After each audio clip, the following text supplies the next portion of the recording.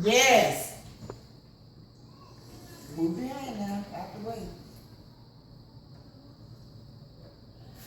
Just imagine, you're at a family gathering such as this, and you start to have chest pain. Your breathing gets funny, and then you black out. The family rushes to call 911, and CPR is initiated, probably by me. You get to the hospital, and the doctor tells the family that you suffered a massive heart attack, and that you've suffered permanent irreversible brain damage, leaving you in a persistent vegetative state.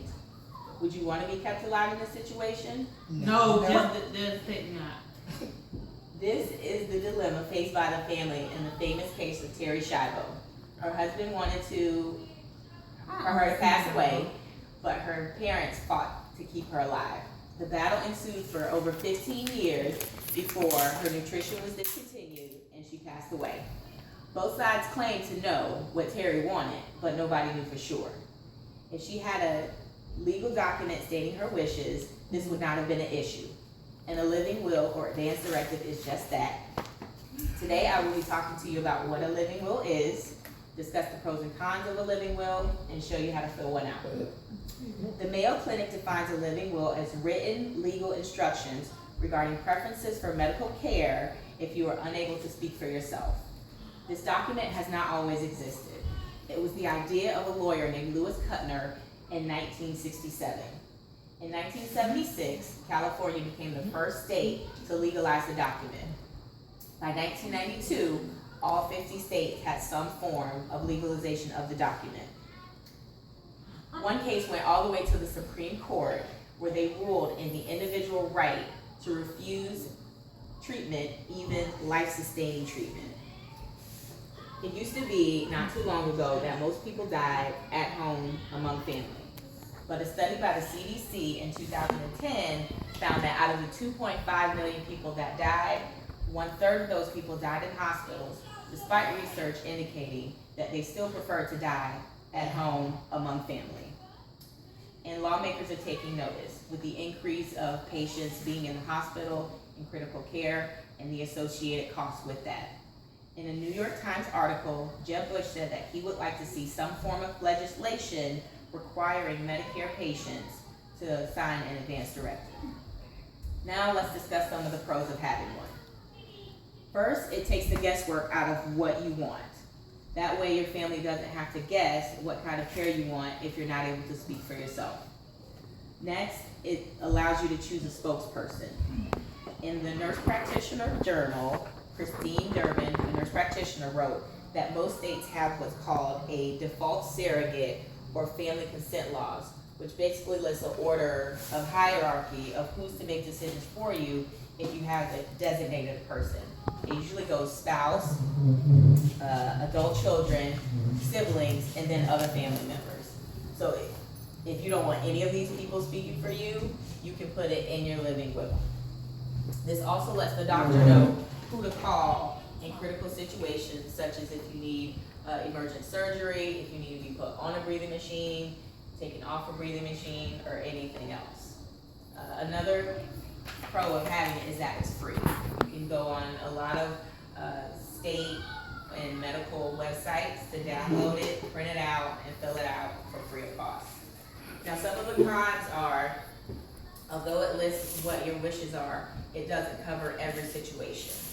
So that sometimes leaves your family still wondering what you want. Another con is you can have it all laid out as far as what kind of care you want, and your family can completely ignore it. In the Journal of Pain and Symptom Management, they found that decision makers and patients recognize that decision makers make decisions based on their hopes and desires rather than the patient's. The study also found that sometimes the patients change their mind as far as what care they would like to receive, but did not relay that information to the doctor and their family. Another con is that although it can be done free of charge, if it's done with estate planning usually, there is some associated cost because there's usually a lawyer involved. So there can be a small cost associated with it. Now, I'm going to show you a sample form. It's a very simple one. This was found on the Florida Bar, floridabar.org. Okay, this is a sample living will. At the top it has the date, so you fill that out with the date. It says I, you put your name. This part basically saying you're signing of your own volition, meaning you're a sound-minded body and you're making these choices of your own free will. It says that if you're incapacitated and have any of these three conditions, terminal conditions such as cancer, end-stage condition, or persistent vegetative state, when you would want care to be withdrawn. Now these lines you can put like checks or X marks on them. You can put check one or all of them. Next is, let me scroll down. Next, here is a place where you put the surrogate, meaning who you want to make decisions for you, their name, address, and contact phone number. Right here is where you sign, and down here is where two witnesses have to put their information. The witnesses make it a legal document. It can be a part of estate planning, so this can go along with your will. It's recommended that you keep multiple copies. You can give one to the surrogate, keep one at the doctor's office. Some people have been known to keep one on the refrigerator, just so if somebody comes, they know what you want. And to make it, again, easily accessible.